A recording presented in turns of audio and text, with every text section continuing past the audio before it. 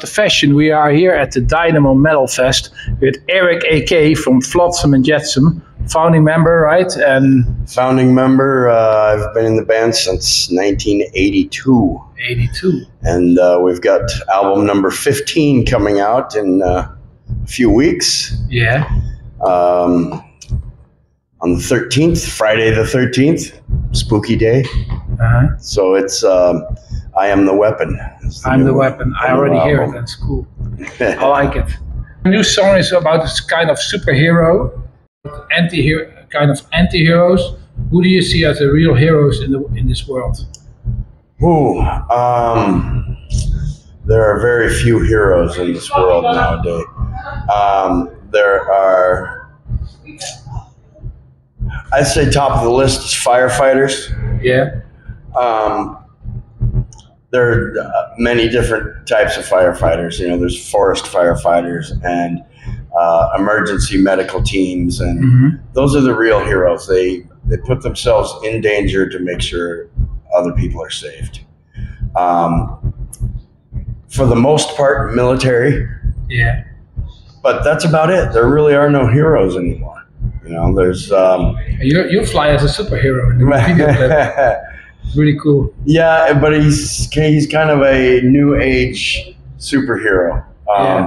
You know, I'm gonna come save you, but I'm in the middle of playing a video game, so I need a little time first. Yeah. You know, that's the new age of people that are out and about now, who are going to be running the world soon, and it's very scary.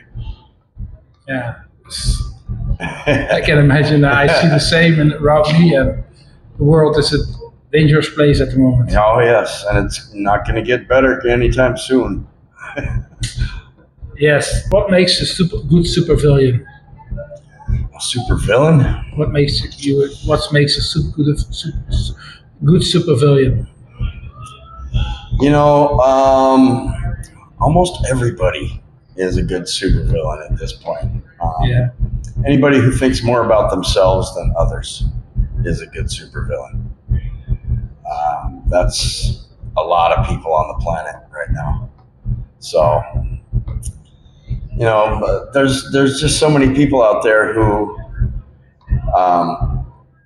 will do anything to further themselves, even if it means loss of life for somebody else. And it's just, it's not a good way to live. It's not a good way to be. And there's way too many people like that. It's me, myself, and I. Yes, this world. Exactly. I see. It's sad. It's selfish, like egocentric. Very selfish. There's a lot of narcissistic people out there. So. It's crazy world we're about to be living in. Yeah, and there is if you see the good side, there's a turn side of it, and it's How have you changed musically since your debut in 1986? How have you changed your music? You know, we have changed our writing style and our music so many times over the years that we now can go back and look at earlier records and say, I really liked what we did here, and I really like what we did here, and we leave out the stuff that we're not very fond of, and now we can add all the things we like together for the style we have now, which is you know, it's kind of nice. There's really nothing that compares to experience. Once you've experienced something so many times, you learn a lot. You learn what to do, what not to do. And that's just something that a lot of newer bands don't have, you know, and it's not by any fault of their own. It's just that experience can't be replaced. It really can't. I'm a fan since I discovered you at the Stars on Trash album. That was the first moment I was introduced to Flotsam and Jetsam. I still love this compilation, and I love the Doomsday for Deceiver and No Place for Disgrace album. They're huge sentiment for me, and pure classics. It was also very frustrated when I came in, whether we walked out of the car and you are playing these songs already. The fuck, you know? But Yeah, but the new album for me, it's you start more like a bit more progressive, more heavy metal, more like the thrash. Thrash is a little bit on the, still thrash, but I hear a lot of Maiden, Iced Earth, Halloween influences in the music these days. Yeah, do you agree with that? Another aspect of having experience is watching and listening to other bands forever, and you find parts of the way they write or parts of the way they perform that you like, and you want to kind of adopt some of that stuff too. So it's it's a matter of personal preference. You listen to something, you say, I like the way they do this, but I don't like that. Yeah. And you just leave the stuff you don't like out and kind of adopt the stuff you do like. And when you mix all that together, sometimes it turns out great, sometimes it's just too much. Yeah. I like your new album. I already got it for a review, and because I also have an e-zine, this YouTube channel, and I have also a record label. The record label is Priority. I also released a band from your area, by the way. You're from Arizona, right? Yeah. Phoenix, Arizona. Yeah. And I have a good friend in Phoenix, Arizona, and he shared the rehearsal place with Flotsam and Jetsam back in the days. Okay. It's a band called Inferno. You remember that? Yeah. I released their album, so nice. With Kerry, we're really cool guys. And they told me always proud that we shared the rehearsal place with Flotsam and Jetsam back in the days. Yeah, we used to have some good parties at that place. Wow, yeah, he told me that. He's a good friend of mine, so yeah. Do you see yourself more as a hero or a villain? Definitely not a villain, but I don't think I'm a good enough person to be a superhero. Okay. So I'm kind of somewhere in between. Yeah. I would certainly help out a superhero, but I don't see myself as one. Okay. So. Any thoughts about the new Godzilla -1 movie? Because I know you're a big Godzilla fans.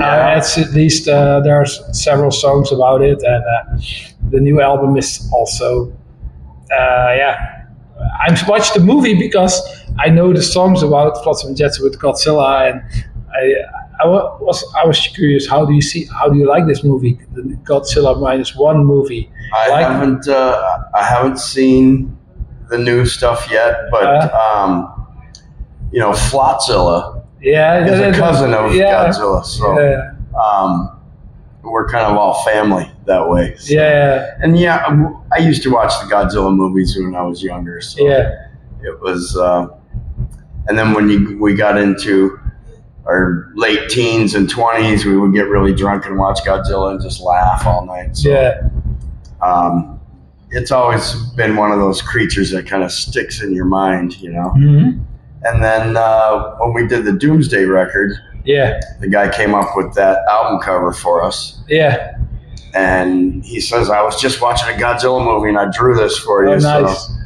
So we named it Flotzilla, and the Godzilla stuff on a couple of our new videos. Yeah, that's true. That's why it's supposed to be not super recognizable, kind of just in the family of Godzilla and Flotzilla. So, it's weird because to us, Flotzilla is this indestructible entity that can't be blown up. He can't be killed. He can't be reasoned with. He just he comes out of the ocean every 1,000 years or so, and he's hungry and he eats everything he can see, and then he goes back into the ocean. And he doesn't care, if you're religious or you're sad or you're lonely or you're a child, or he doesn't care. He just eats everything, and then he goes back into the ocean, goes back to sleep. Yeah. As soon as he gets hungry, he comes back out and does it again. So he's really. We wanted to do a video where Flotzilla was eating nuclear weapons and stuff, and just like it was nothing. Yeah. He eats everything. He spits out the stuff he doesn't like, and that's our indestructible mascot. So cool. That's where he comes from. And the final question: how did you like the tour? And you enjoyed? Yeah, it was a very short tour. We did the Walking Festival, and then, how was it? And then it was great. Yeah. And then we went home for 4 or 5 days, and then came back out for fly over. Yeah, just for. And then we came back out to do 4 or 5 shows and Dynamo. So yeah, it was a lot of flying, a lot of traveling, but it was fun.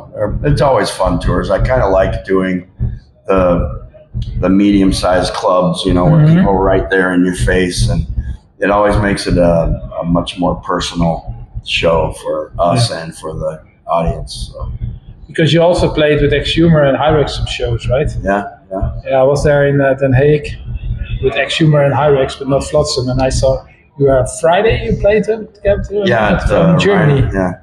How was it? It was good. It was good. I've been friends with the Hyrex guys for a long time, so it's always Katie's great. So it's always good to see him, play with him. So nice. It was a good time, and Exhumer's just amazing. I just watched. I only got to watch them at Soundcheck. And I was just like, wow, these guys are great. So their new drummer. You know him. You know it. Yes. It's Jerome. Yeah. Son of creator drummer. Yep. Yeah. I know him also. Yeah, he's a really good drummer. He is even maybe better than his father.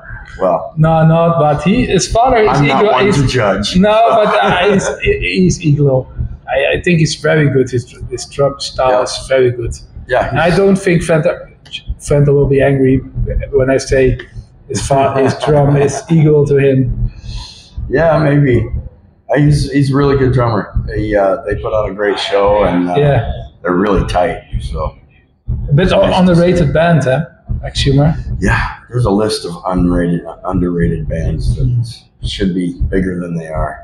Yeah, you are one of them. Wow. In my opinion. That's nice of you to say. Yeah, you're one of them. I think you're underrated.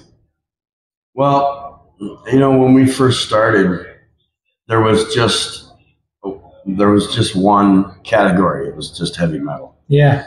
And it wasn't too long after that, then speed metal came along. Yeah. And thrash metal, and then now there's 50 different genres of metal, and it's kind of hard to keep up with all of it. But how would you categorize yourself, your band? I think just metal.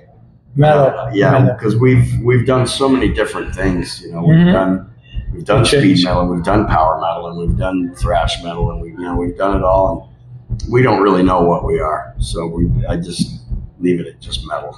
Okay. Thank you very much. No problem. It was a pleasure. All right.